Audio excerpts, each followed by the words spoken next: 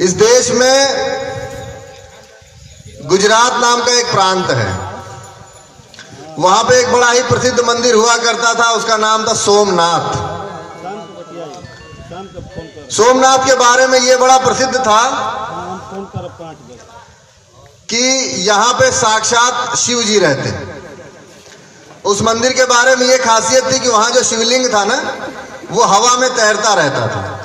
उसके बारे में जानना है, नेट पर आपको तमाम जानकारी मिल जाएगी। एक पुस्तक उपलब्ध है, जय सोमनाथ के नाम से एक निबंध लिखा गया है, उपन्यास, उसको भी पढ़ सकते हैं। उस सोमनाथ के मंदिर में चमत्कार के नाम पे भारतवर्ष की सारी धन, सारी संपत्ति, सारा ऐश्वर्य आकर के ढह जाता था। बताने वाले ऐसा बताते हैं कि वो मंदिर कैसा था। कहते हैं कि 1100 खंभों पर टिका हुआ था। कितने? 1100। जो लोग मिस्त्री का काम करते हैं वो जानते हैं कि एक खंभा से दूसरे खंभे की दूरी कम से कम कितनी होती है? कम से कम 5-7 फुट तो होती है। 1100, 10 फुट भी होती है। 1100 खंभों पे टिका हुआ मंदिर था और उस मंदिर की ऊंचाई आज के हिसाब से 15 मंजिलों जितनी थी। जितनी 15 मंजिला ऊंची बिल्डिंग होती है, उतना ऊंचा मंदिर था। और इतिहासकार लिखता है कि वो मंदिर पूरा सोने से ढका हुआ था।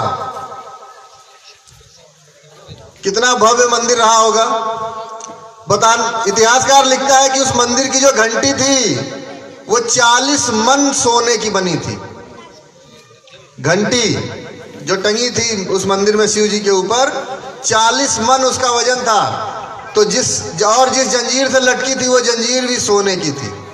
अभी दक्षिण भारत में ऐसा एक मंदिर बना है लक्ष्मी जी का, 1000 करोड़ की लागत से। वो तो वहां केवल सोने की पॉलिश हुई है, वो पूरा का पूरा मंदिर ही सोने का था। उस मंदिर के बारे में पूरे दुनिया में चर्चाएं होती थी। तो अब भारत के पड़ोस में एक छोटा सा मुसलमानों का राज्य हुआ करता था, गजनी। वहां के राजा महमूद गजनवी ने जब यहाँ के धन ऐश्वर्य के बारे में सुना तो उसने कहा कि मैं हिंदुओं के इस मंदिर को लूटूंगा और हिंदुओं को बता दूंगा कि उनके इन पत्थर के देवताओं में, उन पत्थर की मूर्तियों में कोई शक्ति नहीं होती है। उसके इस चुनौती को सुन करके भारत की जनता क्रोध में जलने लगी। उसने कहा कि इस मल्लेच्छ की इतनी हिम्मत कि हमारे देवताओं को गाली दे। सारे लोगों ने कमर कस ली कि आज तुम्हारी मौत आई है। लेकिन युवाओं, याद करो, हम इतिहास में पढ़ते हैं कि वो मंदिर तोड़ा गया और एक बार नहीं, कितनी बार तोड़ा गया? 17 बार तोड़ा गया। 18वीं बार फिर 1947 में बनाया गया। इस देश की आबादी सन 1000 ईस्वी में 10 करोड़ थी और महमूद गजनवी के कुल सिपाही कितने थे? 2000। अच्छा, आप बताइए, अगर 10 करोड़ आदमी एक तरफ हो और 2000 आदमी एक तरफ हो, कौन जीतना चाहिए?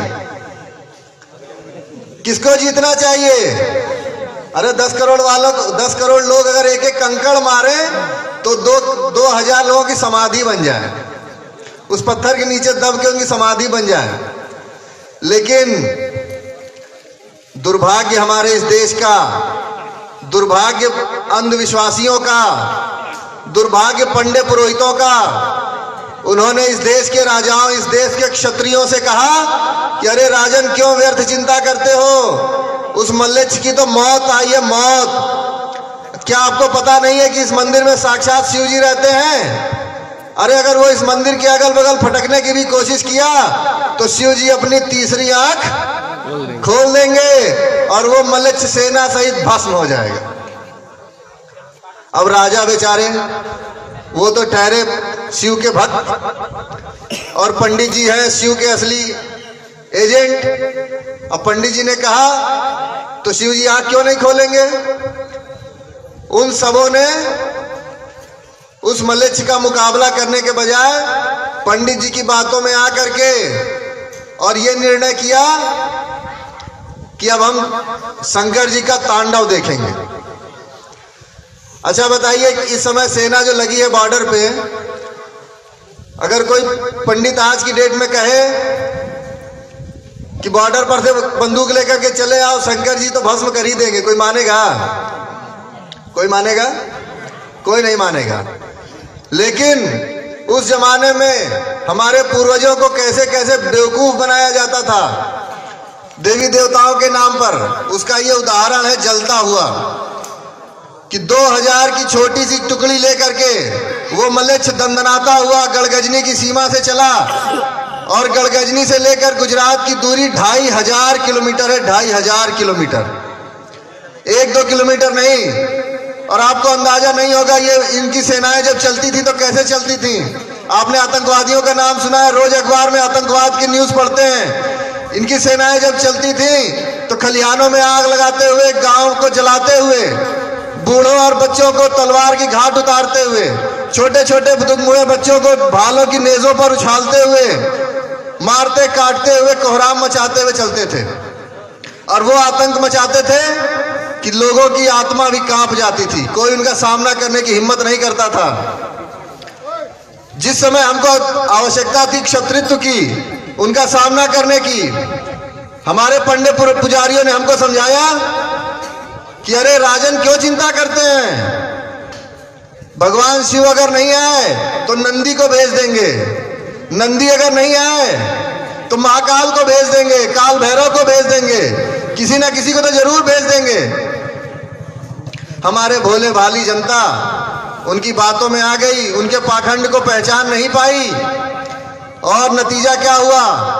2000 की छोटी सी टुकड़ी लेकर के वो मलेच्छ दंदनाता हुआ आया और सोमनाथ मंदिर के दीवार पर जाकर खड़ा हो गया, दरवाजे पर। जैसे ही उनकी सेनाएं वहां आ गई और पाखंडियों को लगा कि अब तो हमारा पोल खुलने वाली है, वो जाके उसके पैरों पे गिर पड़े। उन्होंने कहा कि हे गजनवी, 3 करोड़ रुपया ले लो लेकिन इस मंदिर को छोड़ दो। 3 करोड़ ले लो लेकिन इस मंदिर को छोड़ दो। गजनवी ने कहा कि अरे जब तुम छोड़ने का 3 करोड़ दे रहे हो, इसका मतलब कि तोड़ेंगे तो उससे ज्यादा मिलेगा। और दुर्भाग्य हमारा, हमारे देश की 10 करोड़ जनता उस दिन तमाशा देख रही थी। उस मंदिर के बारे में लिखा है कि उस मंदिर के पास अपनी सेना थी 10,000 की। वो सारे अंगरक्षक मंदिर के परकोटों पर चढ़ गए ये देखने के लिए कि देखें शंकर जी आंख खोलेंगे और ये मलेच्छ भस्म होंगे तो हम भी सीधे स्वर्ग को जाएंगे। मैं आपसे पूछना के चाहता हूं, क्या उनका दायित्व तो यही था कि अपनी तलवारें अपनी म्यान में रख करके और शंकर जी के आने का इंतजार करते, या उन मलेच्छों के टुकड़े टुकड़े कर देते? लेकिन दुर्भाग्य हमारे देश का कि वो जैसे दंदनाता हुआ मंदिर तक आया था, वैसे ही दरवाजे तोड़ करके मंदिर के अंदर घुस गया। अपने सैनिकों को आदेश दिया कि इस मंदिर की दीवारों को उड़ा दो।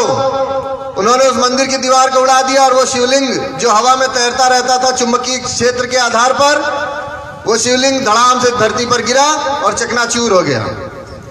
आज भी हमारे इतिहास में पढ़ाया जाता है कि उसका एक टुकड़ा मक्का की मस्जिद में लगा हुआ है, एक टुकड़ा इस्तांबुल की मस्जिद में लगा हुआ है, और एक टुकड़ा वो गजनवी अपने साथ ले गया, अपने सिंहासन के सामने उस पर पैर रखकर रोज बैठता था, केवल हमें अपमानित करने के लिए, बस ये बताने के लिए कि इन पत्थरों में, इन मूर्तियों में कोई शक्ति नहीं है।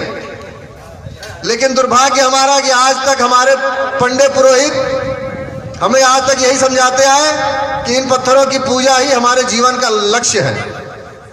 हम भीड़ के भीड़ लगा करके जाते हैं, उस रैलियों में दब जाते हैं, कुचले जाते हैं, मारे जाते हैं, लेकिन हमारी बुद्धि नहीं खुली। अब आप सोच रहे हैं कि ये कथा क्यों सुना रहे हैं? अच्छा एक बात बताइए, 2000 वो आए और लूटा, अगर आते समय नहीं रोका क्योंकि पंडित जी ने मना किया था, जाते समय तो रोक सकते थे। जाते समय क्यों नहीं रोका?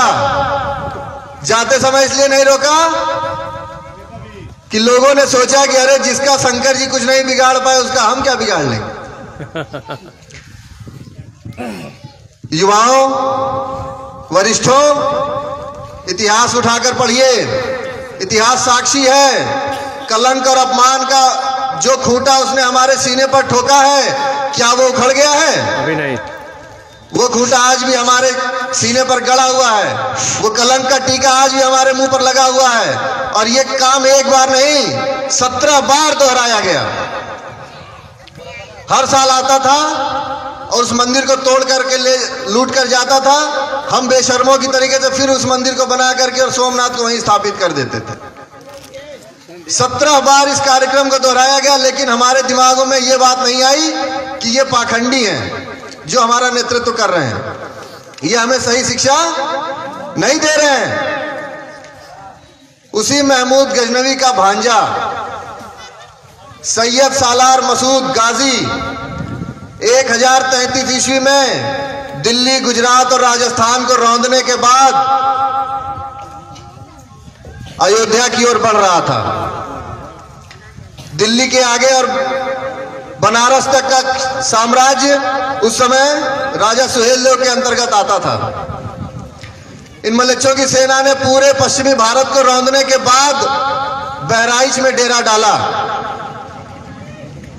आप समझ सकते हैं कि जिस व्यक्ति ने पूरे आधे देश को उजाड़ दिया हो, उसकी सेना जब बहराइच आकर रुक गई तो उस समय उस देश की जनता के दिलों में क्या बीत रही होगी? क्या वो डर रहे होंगे कि नहीं डर रहे होंगे? उनको सोचना चाहिए था कि अरे जिसने पूरा पश्चिमी भारत उजाड़ दिया वो हमारा क्या हाल करेगा। लेकिन बहराइच के उस तट पे एक योद्धा खड़ा हुआ, उसने 12 राजाओं का संघ बनाया। आप गूगल खोलिए और बहराइच का युद्ध सर्च करिए अपने मोबाइल पर। सारे राजपूत राजाओं ने एक सुर में अपना सेनापति महाराजा सुहेलदेव को घोषित किया। 13 मई 1033 ईस्वी की दोपहर में, मई के महीने में गर्मी पड़ती है, 13 मई 1033 ईस्वी की दोपहर में दोनों सेनाएं आमने सामने खड़ी थी। इतिहास बताता है 3 घंटे लड़ाई चली और उस लड़ाई के बाद एक भी मल्लेच्छ जिंदा वापस नहीं गया। अरे खून में उबाल नहीं आया आपके? जिस सेना ने पूरे पश्चिमी भारत को उजाड़ दिया, जिस सेना ने सारे सोमनाथ मंदिर को लूट के तहस नहस कर दिया, वो सेना जब बहराइच में आई और सुहेलदेव की सेना से टकराई, एक भी मल्लेच्छ जिंदा वापस नहीं गया। ये इतिहास में लिखा हुआ है। और केवल इतना ही नहीं, अगले 60 साल तक कोई भी मल्लेच्छों की सेना भारतवर्ष की ओर आंख उठाने की हिम्मत नहीं कर सकी। क्षत्रिय क्या होता है, राज्य क्या होता है, राजा क्या होता है, अगर आपको सीखना है तो राजा सुहेलदेव की जीवनी को पढ़िए। विश्व विजेता सेना को उन्होंने बहराइच में गाजर मूली की तरीके से काट दिया, एक भी जिंदा वापस नहीं गया। और उनका जो नेता था सैयद सालार मसूद उर्फ गाजी, जो ये दावा करता था कि रोज जब तक मैं हिंदुओं की गर्दनें नहीं काट लेता हूं तब तक मुझे नींद नहीं आती है, उस सालार मसूद गाजी को राजा सुहेलदेव ने अपनी ही तलवार के घाट उतार दिया। दुर्भाग्य हमारा 300 साल के बाद जब तुगलकों का राज हुआ और उन्होंने इस बनारस के क्षेत्र पर भी कब्जा कर लिया, नियंत्रण में ले लिया, उसके बाद उन्होंने सुहेलदेव के वंशजों को एक सजा दी। सजा क्या दी? हर बृहस्पतिवार को सुहेलदेव के वंशज वो खाना लेकर के सैयद की मजार पर जाएंगे जो उसको पसंद था। अच्छा बताइए, कत्ल की सजा कितने साल हो सकती है? उम्र कैद 50 साल, 100 साल, मृत्युदंड, फांसी। लेकिन 1033 ईस्वी से 2033 ईस्वी आने वाला है, बताइए वो सजा अब आज भी भुगत रहे कि नहीं भुगत रहे हैं? भुगत रहे हैं। 1000 साल से सुहेलदेव और उनके वंशज हर बृहस्पतिवार को सैयदों की मजारों पर जाते हैं, मुर्गा और मलीदा चढ़ाते हैं कि नहीं चढ़ाते हैं? आप चढ़ाइए, हमें कोई आपत्ति नहीं है। लेकिन आर्यो, जरा अपने बुद्धि का प्रयोग करो और सोचो कि ज्यादा शक्तिशाली कौन था, सुहेलदेव की सैयद? सुहेलदेव। पूजा किसकी होनी चाहिए, मजबूत की कि कमजोर की? मजबूत की। और हम पूजा किसकी करते हैं? कमजोर की। तो बताओ, कमजोर की पूजा करोगे तो मजबूत बनोगे कि कमजोर? पिछले 1000 साल में आर्यो हम दिन पर दिन कमजोर हुए हैं कि मजबूत हुए हैं? कमजोर हुए हैं। और आज ये स्थिति आ गई है कि हम रो रहे हैं कि हमको जल्दी से शेड्यूल कास्ट में डाल दो। हमारे नेता हमको कह रहे हैं कि चलो, अब तक तो पिछड़ा थे, अब दलित हो जाओ। हो सकता है कि कुछ सरकारी टुकड़े आपको मिल जाएं, कुछ नौकरियों की भीख आपको मिल जाए, लेकिन क्या ये सजा से आप निकल पाएंगे? कभी कभी निकल नहीं पाएंगे। आपसे निवेदन है कि आज से और अभी से हम संकल्प लेते हैं कि इन सैयदों की मजारों पर नहीं जाएंगे।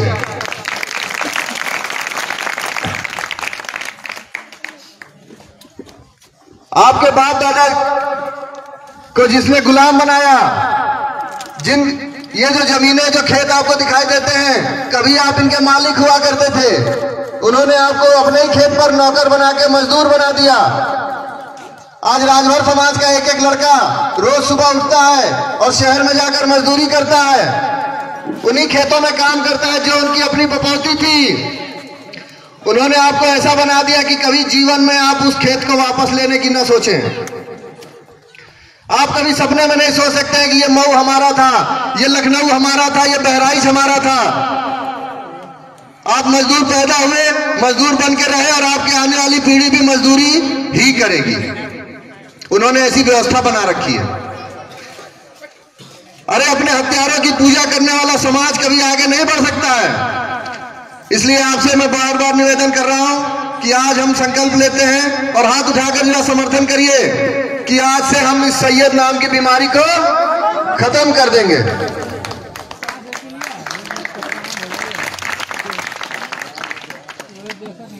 दोस्तों, क्रांति उसे कहते हैं, देखिए, जो धीरे धीरे होता है उसे कहते हैं सुधार, और जो रातों रात हो जाता है उसे कहते हैं क्रांति। तो ये बताइए, आप लोग सुधार चाहते हैं कि क्रांति? कुछ युवा कह रहे हैं कि हम लोग सुधार चाहते हैं। अरे, थोड़ा जोर लगा के बोलो, सुधार चाहते हो कि क्रांति? क्रांति। जो लोग क्रांति चाहते हैं थोड़ा हाथ उठा दें। बहुत बहुत धन्यवाद। थोड़ा कैलकुलेशन करिए, आपके मऊ जिले में सैयद की कितनी मजारें होंगी? 1000, कम से कम 1000 हैं। हर गांव में 4-4 हैं। सैयद मरा बहराइच में, और खोपड़ी हर जगह गिरी हुई है। हमारे पुरानिया कहते हैं मेरे गांव में भी है। हमारे बाबा कहते हैं अरे यही जा सैयद बाबा मराई लाना। बगल के गांव वाला कहता है कि अरे यही जा सैयद बाबा मराई लाना। उसके बगल के गांव वाला कहता है अरे यही जा सैयद बाबा मराई लाना। पश्चिम पट्टी वाला कहता है कि यही जा मराई लाना। दक्षिण पट्टी वाला कहता है कि यही जा मराई लाना। अरे, मराई लाना ठीक बा, काहे खातिर मराई लाना? सोचना तो ये भी चाहिए, वो क्यों मारा गया? अरे, वो 2 पैसे का डकैत था, डकैत। वो आपके घरों में आता था, आपका सामान लूट लेता था, महिलाओं को पकड़ के बंदी बना लेता था, ले जाकर के अरब के बाजारों में बेच देता था। इसकी उसको सजा मिली। क्या ऐसा व्यक्ति कभी पूजनीय हो सकता है? जिसने आपके पूर्वजों को मारा, हमारी ललनाओं की लाश लूटी, उनको ले जाकर के गढ़ गजनी और मक्का मदीना के बाजारों में बेच दिया, क्या ऐसा व्यक्ति हमारा पूज्य हो सकता है? अरे, स्मारक बनाने हैं तो इस वीर के बनाओ। जितनी भी राजभर बस्तियां हैं, जितने भी राजभरों के घर हैं, उनमें एक ही व्यक्ति पूज्य हो सकता है, और वो है राजा सुहेलदेव। आप सबसे निवेदन है कि उन मजारों को अगर तोड़ नहीं सकते हो तो उसको ऊपर ईंटा जोड़ करके और घोड़े पर सवार हुई राजा सुहेलदेव की प्रतिमा को लगा दो। उस सैयद की यही औकात है, उस सैयद की यही औकात है कि वो राजा सुहेलदेव की घोड़े की टाप के नीचे रहे। और उस मजार को अगर उजाड़ नहीं सकते हो तो कम से कम उसके ऊपर ईंटे से जुड़ाई करके और घोड़े सहित राजा सुहेलदेव की प्रतिमा का स्थापना कर दो, बदला पूरा हो जाए। और याद रखना, सुहेलदेव मांस नहीं खाते थे। राणा प्रताप के समय तक कोई भी हिंदू मांस नहीं खाता था। बच्चों को हम लोग कहानी पढ़ाते हैं, छोटे छोटे बच्चों को कहानी पढ़ाते हैं कि महाराणा प्रताप जंगल में थे, उनकी लड़की भूख से बिलबिला रही थी। सोचिए क्या दशा थी कि आपके राजा की लड़की को भी रोटी उपलब्ध नहीं थी। महाराणा प्रताप की लड़की भूख से बिलबिला रही थी, उसको खाने के लिए रोटी नहीं मिली। राणा प्रताप के साथ 2000 आदमी थे, तीर तलवार भाला सहित। अच्छा बताओ, हिरन आदि का शिकार कर लेते थे कि नहीं कर सकते थे? मुर्गा मुर्गी मार सकते थे कि नहीं मार सकते थे? अरे हमने सुना कि राणा प्रताप ने तलवार चलाई और मुगल सेनापति को घोड़े सहित काट दिया। वो लोग बकरा वकरा नहीं काट सकते थे, लेकिन हमने इतिहास में पढ़ा है कि राणा प्रताप की लड़की के लिए राणा प्रताप के सैनिकों ने खाक छानी, घास को उखाड़ा, घास की रोटी बनाई। हमारे देहात में एक दूब नाम की घास होती है, दूब। उस दूब की जड़ में छोटा छोटा बीज होता है काले रंग का। उस बीज को इकट्ठा करके पीस के आटा बना के तब रोटी बनती है। आप कल्पना कर सकते हैं कितनी दूब उछलाई गई होगी तो इतनी बीज मिला होगा कि 2 रोटी बन जाए। और इतिहासकार लिखता है कि वो रोटी भी बिल्ली लेकर के भाग गई। राणा प्रताप का कलेजा फट गया, वो लड़की भूख से मर गई। लेकिन हाय हमारे महान पूर्वज, उन्होंने मांस खाना स्वीकार नहीं किया। और आज हमको मुसलमानों की गुलामी करते करते करते करते करते करते ये नौबत आ गई है कि जिन मुर्गों को, जिन निरीह प्राणियों को हम सैयदों की मज़ारों पर चढ़ाते थे, आज हम उनको अपने घर में लाके पकाकर खाने भी लगे हैं। गुलामी का इससे बड़ा उदाहरण इस संसार में दूसरा अन्यत्र कहीं नहीं है। हमारे पूर्वजों ने न कभी मांस खाया था और न हमें मांस खाना चाहिए। अगर गुलामी से निकलना है तो रातों रात बदलाव होता है, धीरे धीरे कुछ नहीं होता है। धीरे धीरे सिर्फ आलसी सोता है और धीरे धीरे आलसी उठता है। धीरे धीरे संसार में कुछ नहीं होता। बदलाव करना है तो आपको क्रांति करनी होगी। ये सभा आज हम इस गांव में कर रहे हैं। आप अपने हित के हित और नात के नात के यहाँ भी ले चलिए, वहां भी जाकर हम लोग मंच पर दहाड़ेंगे। इस भारतवर्ष में किसी का सामर्थ्य नहीं है कि सत्य का सामना कर सके। सत्य से ज्यादा आकर्षक कुछ नहीं होता है। कितनी भी बातें आपको बनावटी बताई जाएं, लेकिन इस सच्चाई से आप मुंह नहीं मोड़ सकते हैं जो आपके पूर्वजों ने इतिहास गढ़ दिया है। हमारा इतिहास बताता है कि भारतवर्ष के इतिहास में इकलौता शासक राजा सुहेलदेव हुए जिन्होंने मुसलमानों की फौज को खत्म कर दिया। उसके अलावा कोई शासक ऐसा नहीं हुआ जिसने उनको पराजित किया हो। लोग लड़ते रहे, भिड़ते रहे, लेकिन निर्णायक लड़ाई कोई जीत नहीं सका। और इतनी महान विभूति को पहले मुसलमानों ने और उसके बाद अंग्रेजों ने उनके इतिहास को दबाए रखा। जब आजादी मिली, बहुत महत्वपूर्ण विषय है, ध्यान से सुनिएगा। अंग्रेज जब इस देश में आए तब भी राजभर उनसे लड़ रहे थे, रात दिन उनका विरोध करते थे। अंग्रेजों ने एक कानून बनाया, क्रिमिनल ट्राइब्स एक्ट, अपराधी जनजाति अधिनियम। इंटरनेट पर उपलब्ध है। वो अधिनियम आज भी हमारे संविधान की शोभा बढ़ा रहा है। वो अधिनियम कहता है कि 359 जातियां और 13 करोड़ की आबादी, ये लोग जन्मजात चोर बदमाश होते हैं। उसमें हमारा भी नाम है। यह अधिनियम बना था चमारों के लिए। उसके बाद उसमें मुसहर, पासी और राजभरों का भी नाम जोड़ दिया गया। आपके अलावा और 358 जातियां हैं जो क्रिमिनल ट्राइब्स एक्ट की शोभा बढ़ा रही हैं, जिनको यह संविधान मानता है कि ये पैदाइशी चोर हैं। अच्छा बताइए, ये संविधान क्या मनुस्मृति के हिसाब से चल रहा है? ये संविधान मनुस्मृति लिखने वालों ने नहीं गढ़ा था। इस संविधान की दुहाई देने वाले आपके यहाँ गांव में भी आते होंगे और बताते होंगे कि इसी से आपका भला होने वाला है। लेकिन सावधान, यही आपके पैरों की सबसे बड़ी बेड़ी है। आज भी सन 2004 में यूनाइटेड नेशंस ने कहा कि अरे ये तो बहुत खराब कानून है, इसको जल्दी से हटाओ। हमारे नीति नियंताओं ने उसको हटाना तो दूर, उसका नाम बदल दिया। नाम बदल के नाम रख दिया विमुक्त जाति अधिनियम। लेकिन आज भी आपको विमुक्त जाति का ठप्पा लगता है। आप कल्पना नहीं कर सकते कि आपके पूर्वजों ने इस क्रिमिनल ट्राइब्स एक्ट में क्या क्या प्रताड़ना झेली है। यह अधिनियम कहता था कि फला फला जाति के जितने पुरुष हैं हर रविवार को थाने पर जाएंगे और वहां पर बताएंगे कि मैं यहीं पे हूं। जब आप अपने रिश्तेदार के यहाँ जाएंगे तो वहां पर जो नजदीकी थाना होगा उस थाने पर आप जाएंगे और कहेंगे कि साहब मैं 4 दिन के लिए यहाँ आया हूं अपनी बहन के पास। 4 दिन तक रोज आप वहां हाजिरी देंगे। 4 दिन के बाद फिर जब अपने गांव लौटेंगे फिर अपने थाने पर जाएंगे और फिर उससे वहां रिपोर्ट लिखवाएंगे कि साहब 4 दिन के बाद मैं फिर आ गया हूं। आप बताइए, जिसको हर हफ्ते ऐसा करना पड़ता हो, क्या वो कहीं बाहर पढ़ने जा सकता है?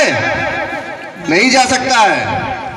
क्या वो कहीं अच्छी शिक्षा ले सकता है? नहीं ले सकता है। क्यों? हमको अपने गांव में बंधक बना दिया गया एक कानून के द्वारा। जब 1947 में संविधान की सभा बैठी तो सबसे ज्यादा यह प्रश्न उठा कि इस क्रिमिनल ट्राइब्स एक्ट को हटा दिया जाए। लेकिन हाय दुर्भाग्य, संविधान निर्माताओं की आंखें फूटी हुई थी, उनको यह कानून दिखाई नहीं दिया। आज भी यह कानून हमारी छाती पर मूंग दल रहा है। आज ही हमारे माथे पे कलंक लगा हुआ है कि तुम चोर हो। आज भी सरकार हमारे साथ दोहरा रवैया इसीलिए अपनाती है क्योंकि संविधान ऐसा करने को कहता है। जिसको मेरे शब्दों पर आपत्ति हो उसको मैं खुली चुनौती देता हूं कि वो आए, क्रिमिनल ट्राइब्स एक्ट की कॉपी लेकर आए और हमसे बहस करें। युवाओं, वरिष्ठों, इस एक्ट के रहते आपका विकास नहीं हो सकता है। न पिछले 70 साल में हुआ है, न अगले 700 साल में होने वाला है।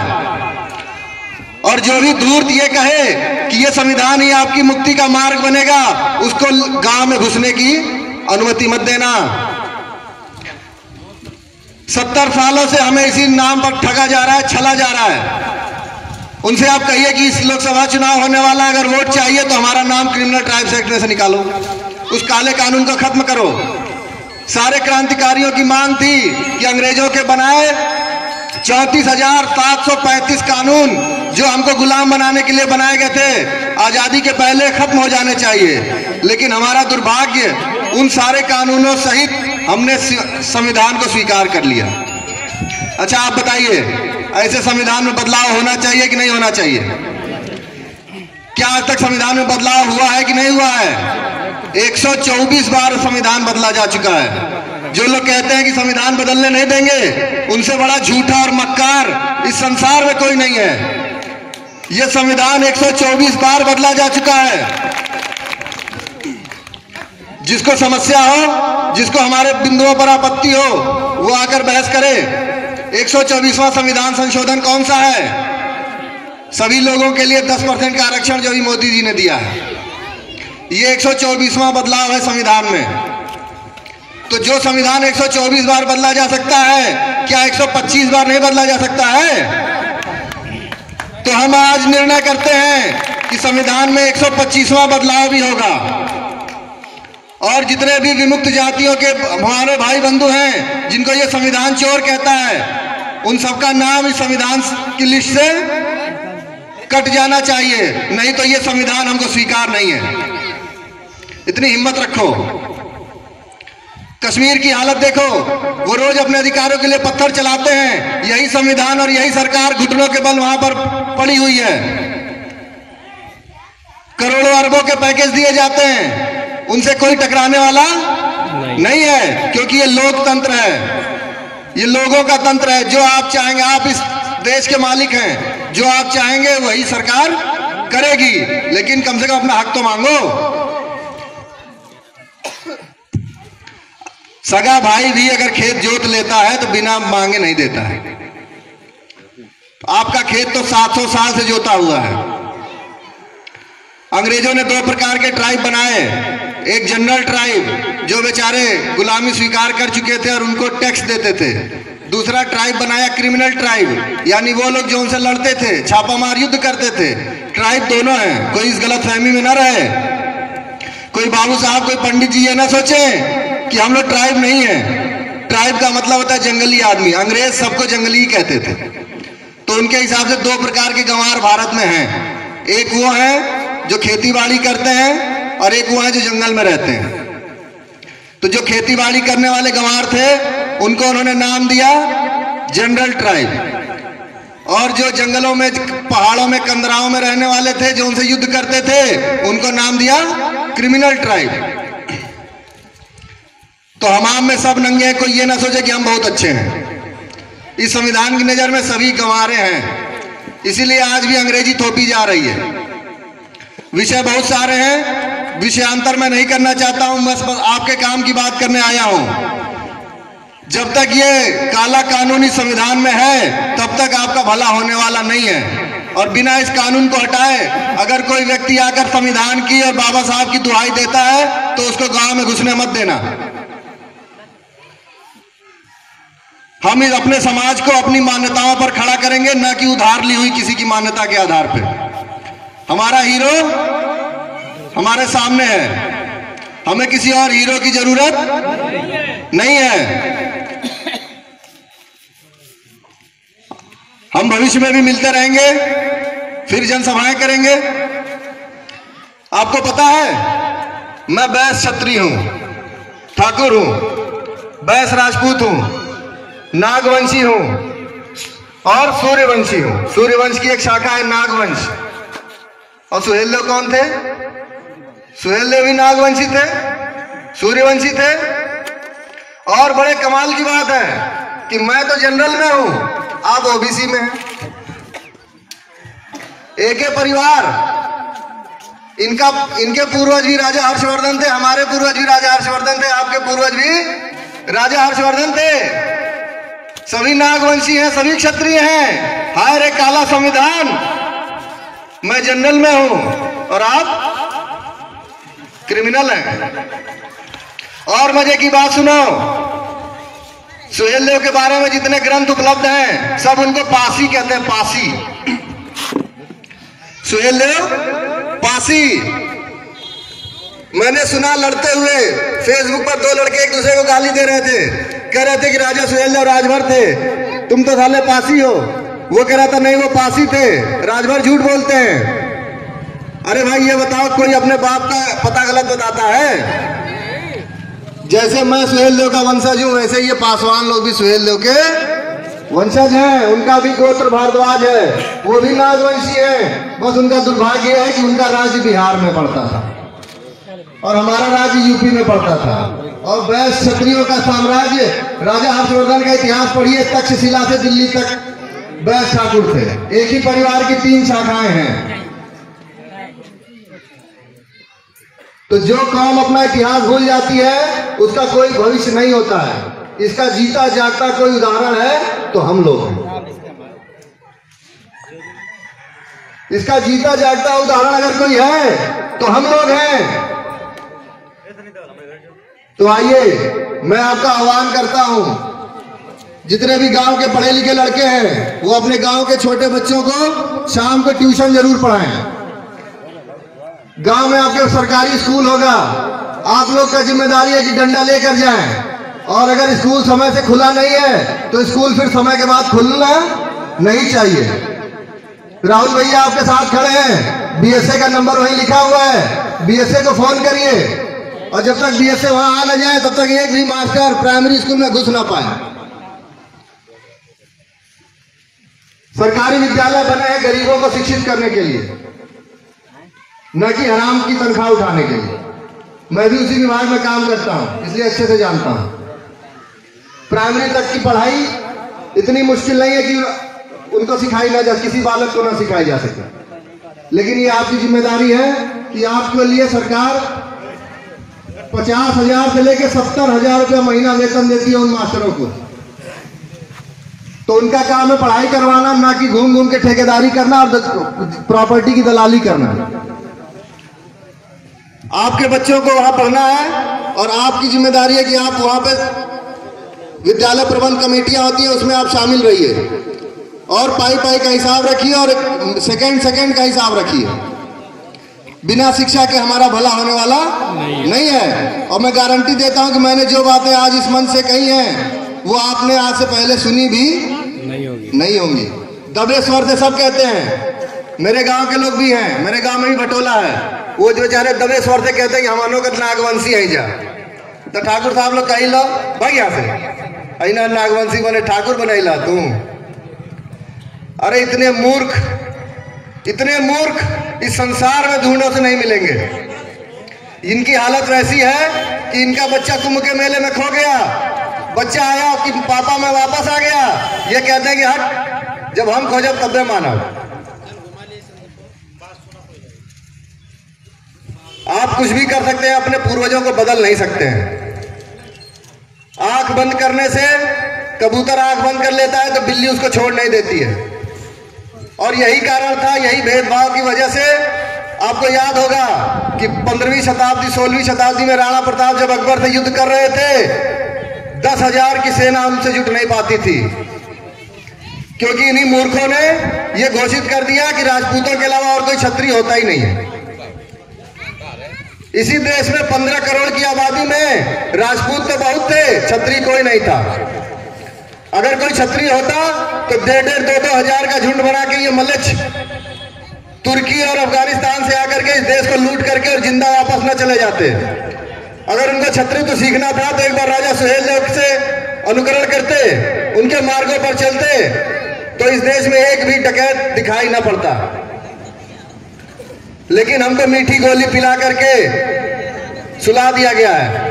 आपके मुंह में जो बहुत बड़कवा ठाकुर हैं वो इंग्लिश दारू पी के सोते हैं और जो आप लोग कचिया पी के सोते हैं, बस इतना ही अंतर है। धर्म पर वो भी नहीं है और धर्म का तो आपको तो अधिकार ही छीन लिया गया है।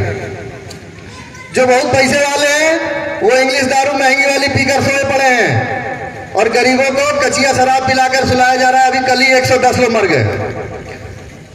अगर वो 110 लोग धर्म के लिए लड़कर मरे होते, इस काले कानून को हटाने के लिए धरना प्रदर्शन में फायरिंग में मर गए होते, तो कल ही ये कानून हट जाता कि नहीं हट जाता। लेकिन हारे दुर्भाग्य समाज का, हमारा युवा दारू पीकर मरने को तैयार है लेकिन अपनी कौम को ऊंचा उठाने के लिए तैयार नहीं है। तो बताओ ये परिस्थिति बनी रहेगी कि बदल जाएगी?